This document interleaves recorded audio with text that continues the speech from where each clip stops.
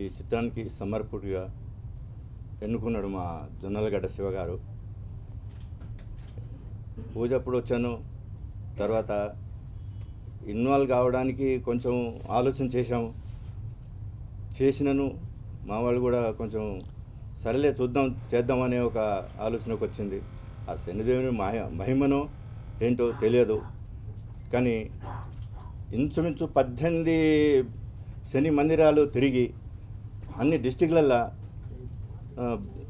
Car వేసుకొని మన camera unit మొత్తం పోయి అక్కడ మేము షూటింగ్ చేసి అక్కడ పురోహితులతోని స్థల పురాణాలు అందరితోని సేకరించి వాళ్ళతో ఇంటర్వ్యూ తీసుకొని అక్కడ తీసుకొని వచ్చి స్క్రిప్ట్ తయారు చేసుకొని చాలా ధైర్యంగా ముందుకు దిగినాము.